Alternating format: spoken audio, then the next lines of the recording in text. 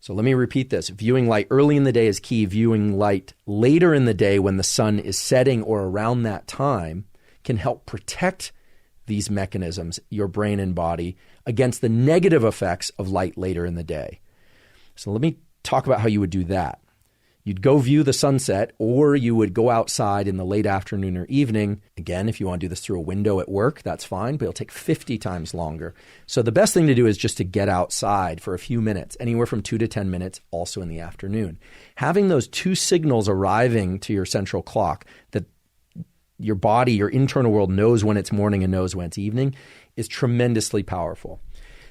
There's always a lot of questions about how long, how much, how do I know if I've had enough? You'll know because your rhythm will start to fall into some degree of normalcy. You'll start to wake up at more or less the same time each day. You'll fall asleep more easily at night. Generally, it takes about 2 or 3 days for these systems to align. So if you've not been doing these behaviors, it's going to take a few days, but they can have tremendous benefits, and sometimes rather quickly, on a number of different mental and physical aspects of your health. Now let's talk about the bad effects of light, because light is not supposed to arrive in our system at any time.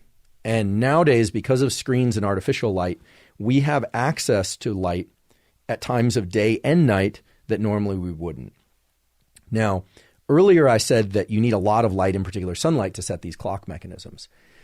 That's true, but there's a kind of diabolical feature to the way all this works, which is the longer you've been awake, the more sensitive your retina and these cells are to light. So that if you've been awake for 10, 12, 14 hours, it becomes very easy for even a small amount of light coming from a screen or from an overhead light to trigger the activation of the clock and make you feel like you want to stay up later, make it harder to fall asleep, and disrupt your sleep pattern.